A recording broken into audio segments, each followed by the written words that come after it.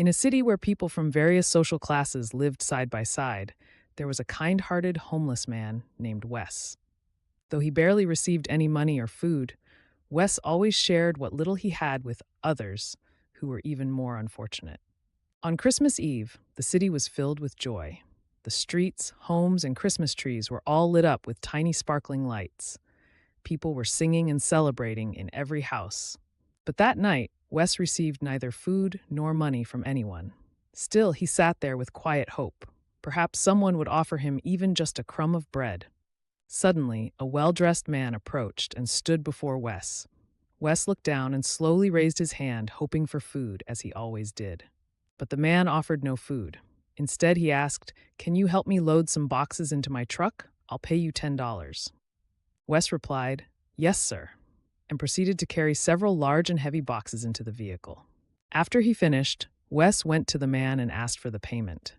The man smiled and said, "I'll double the amount if you help unload the boxes at my new restaurant in another town, but you'll have to walk there yourself." Wes paused to consider the offer. A part of him wanted to refuse. The man had already broken his promise once. But another part knew he was starving. He hadn't eaten all day. He needed money, even if just for a piece of bread. In the end, Wes agreed. "All right," the man said. "I'll meet you at the new restaurant." Wes began walking through places he had never dared to go before, passing strangers and strange sights along the way. Eventually, he arrived at the new restaurant. A truck was parked in the back. Exhausted and hungry, Wes found the man again and asked, "Where should I put these?" The man told him to carry all the boxes to the back of the restaurant. Wes did exactly that. When he finished, Wes stepped outside, hoping to finally receive his payment, but the truck was gone. So was the man. Feeling completely drained and hopeless, Wes sank to the ground, ready to beg again. But as he looked up, he saw a sign in front of the restaurant, "Now hiring servers and chefs." Driven by a glimmer of hope, Wes walked inside to apply. As Wes walked inside to apply, a staff member immediately approached to kick him out. Just then, the restaurant owner, who had seen Wes unloading boxes earlier, stepped in and said, "Wait, don't chase him out just yet." The owner turned to Wes and asked, "What brings you back?" Wes explained everything. He had been tricked into walking across town to unload goods with the promise of payment. But the man disappeared, and now he was starving.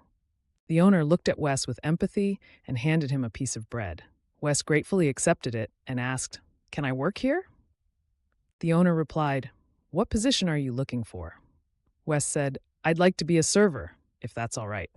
The owner nodded and said, "All right, I'll give you a trial shift. But first, go clean yourself up. Shave, cut your hair. There's a staff shower and locker room in the back."